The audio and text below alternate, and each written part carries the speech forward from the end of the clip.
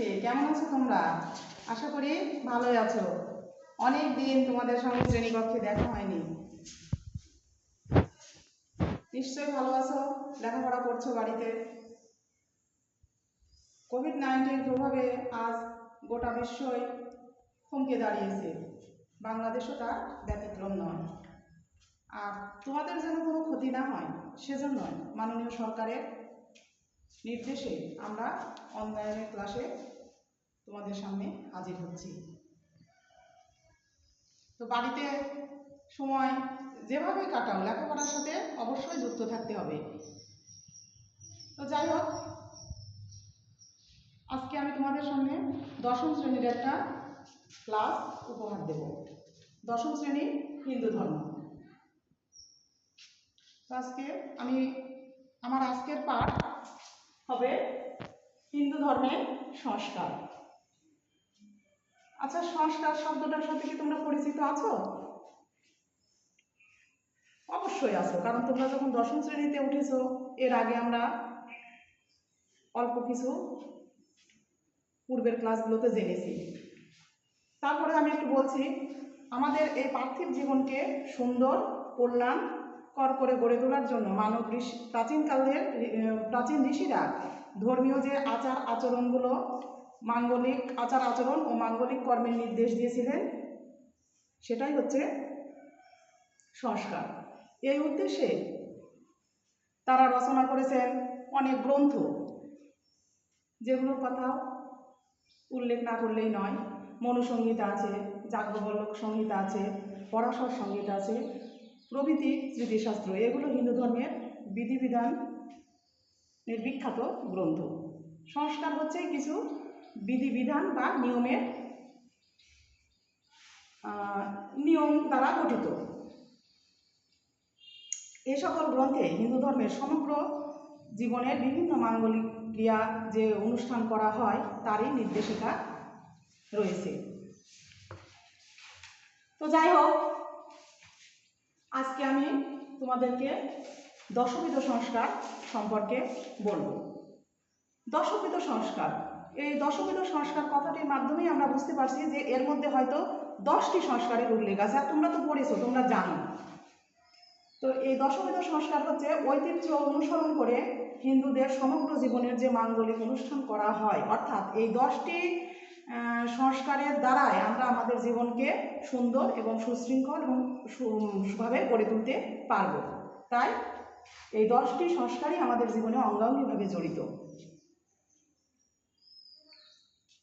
তারপরে বলছি, এই 10টি সংস্কারই আমাদের জীবনে অঙ্গাঙ্গিভাবে জড়িত হলেও এর মধ্যে এই সীমিত সময়ে আমি তোমাদেরকে কয়েকটি সংস্কারের সম্পর্কে বিস্তারিত বলবো। তার আগে বলছি যে এই 10টি সংস্কারের আমি নামগুলো বলছি। 1 আছে গর্ভধান, 2 পুংসবন, 3 সীমান্ত উন্নয়ন, 4 জাতকর্ম, 5 আছে নামকরণ, 6 অন্নপ্রাশন, 7 চূড়াকরণ, 8 সমাবর্তন, 9 উপনয়ন, 10 বিবাহ। তো দেখো, এই 10টি সংস্কারের মধ্যে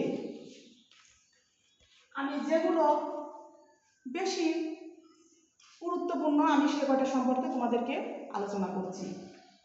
জাতকর্ম। জাতকর্ম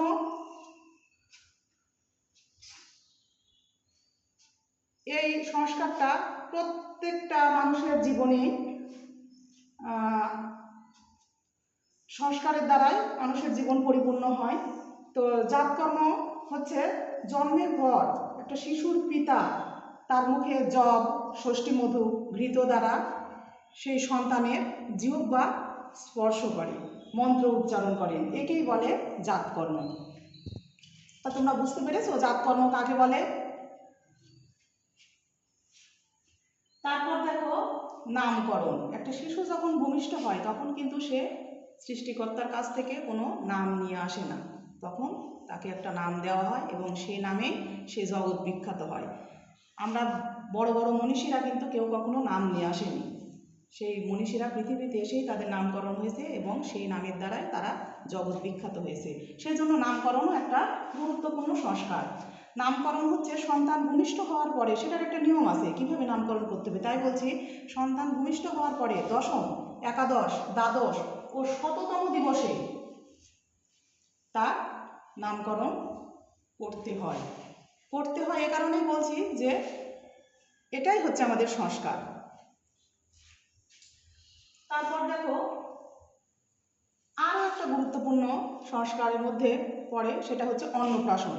অন্নপ্রাশন সম্পর্কে আমরা জানি, কিন্তু কিভাবে সেটা সংস্কারের মাধ্যমে আমাদের জীবনে জড়িয়ে পড়ে বা হচ্ছে আমরা সংস্কারের মধ্যে দিয়ে অন্নপ্রাশন হয় সে বিষয়ে বলবো।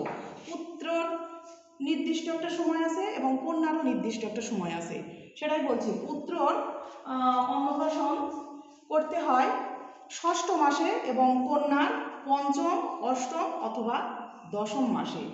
এবং সেটা শুধু কীভাবে করবো? পূজার মাধ্যমে মাঙ্গলিক অনুষ্ঠানের মাধ্যমে প্রথম অন্ন ভোজনের নামই হচ্ছে অন্নপ্রাশন। সে যখন ভূমিষ্ঠ হয় তারপর থেকে তার প্রধান খাদ্য হচ্ছে মায়ের দুধই হয়, কিন্তু আস্তে আস্তে সেই শিশুটি যখন বড় হয় তখন তার খাবারের প্রয়োজন, বাড়তি খাবারের প্রয়োজন, এবং তখন সে প্রথম যে অন্নটা খাবে সেটাকে বলা হয়, কোনো মাঙ্গলিক অনুষ্ঠানের মাধ্যমে যেটা করা হয় সেটাই হচ্ছে অন্নপ্রাশন। তারপরে দেখো সমাবর্তন। প্রত্যেকটা শিক্ষার্থীর জীবনে আসে, সেটা হয়তো অনুষ্ঠানের মাধ্যমে যেটা করা হয় সেটাই হচ্ছে সমাবর্তন। পাঠ শেষে শিক্ষার্থীরা শিক্ষা প্রতিষ্ঠান থেকে গুরুগৃহে যখন ফিরে যায় তখন যে অনুষ্ঠান করা হয় সেটাই হচ্ছে সমাবর্তন। সমাবর্তনে শিক্ষার্থীরা যখন শিক্ষা শেষ করে যখন ফিরে যায় তখন দিক নির্দেশনামূলক বা তার জীবনটাকে সুশৃঙ্খল করে গড়ে তোলার জন্য শিক্ষার্থীদের শিক্ষকরা কিছু মূল্যবান উপদেশ দিয়ে থাকেন। সেই উপদেশ তার সারাটা জীবনে চলার পথেও হয়ে থাকে। তারপরে দেখো বলছি বিবাহ সম্পর্কে, যেটা দশবিধ সংস্কারের সবচেয়ে গুরুত্বপূর্ণ একটি সংস্কার। তোমরা জানো বিবাহ হিন্দু ধর্মের ধর্মীয় জীবনচর্চা একটি অঙ্গ। এর মাধ্যমে স্ত্রী পুরুষের সহধর্মিণী হয়। স্ত্রীকে বাদ দিলে পুরুষের কোনো ধর্মকর্মই সম্পূর্ণ হয় না। বিবাহের ফলে পুরুষ স্ত্রীর ভরণ পোষণ এবং মান সম্ভ্রম সহ সার্বিক দায়িত্ব পালনের ভার বহন করেন। তোমরা এটাও জানো যে স্মৃতিশাস্ত্রে নামক একটি স্মৃতিশাস্ত্রের বিখ্যাত গ্রন্থ মনুসংহিতায় ৮ প্রকার বিবাহের কথা বলা হয়েছে। কয় প্রকার বললাম?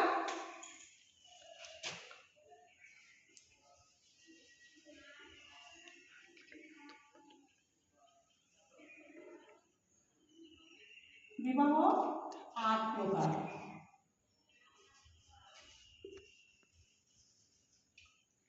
কোন গ্রন্থটির নাম বললাম মনে আছে?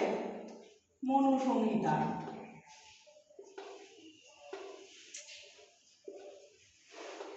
মনুসংহিতায় বিবাহ ৮ প্রকার বলা হয়েছে। এগুলো কিন্তু তোমরা মনে রাখবে, কারণ এগুলো তোমাদের ইম্পর্টেন্ট তোমাদের জন্য। দেখো এই ৮ প্রকার বিবাহ যে ৮ প্রকার তার নামগুলো বলতে পারবে? আমি তোমাদের বলছি: ব্রাহ্ম বিবাহ, দৈব বিবাহ, আর্য বিবাহ, প্রজাপত্য বিবাহ, আসুর বিবাহ, গান্ধর্ব বিবাহ, রাক্ষস বিবাহ এবং পৈশাচ বিবাহ। এই নামগুলো আমি কি লিখে দিব বোর্ডে?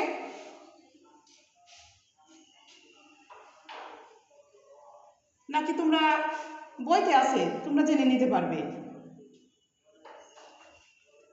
তো যাই হোক, তোমাদের আমি বলে দিচ্ছি, তোমরা বইয়ের আজকে আমি ক্লাস করলাম ৪র্থ অধ্যায়ের হিন্দু ধর্ম সংস্কার। তোমাদের কাছে হয়তো বই আছে, আর যাদের কাছে বই নেই বা যারা ক্লাসে জানতে পারেনি তাদেরকে তোমরা জানিয়ে দিবে এই পাঠটা, এবং তোমরা তাদের সহযোগিতা করবে এবং ছুটিতে শুধু সময়টুকু নষ্ট না করে তোমাদের জন্য এখন খুব একটা ভালো সময় যাচ্ছে, ঘরে বসে তোমরা পড়তে পারো, সময় নষ্ট করো না, ঘরে বসে পড়বে এবং যে পারেনি ক্লাস করতে তাকে সাহায্য করবে।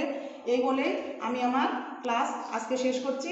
সবাইকে ধন্যবাদ, সবাই ভালো থেকো। আবার যখন পরবর্তীতে আমি ক্লাস নেব তোমাদেরকে আমি আমার সময়টা জানিয়ে দেব। ভালো থেকো সবাই।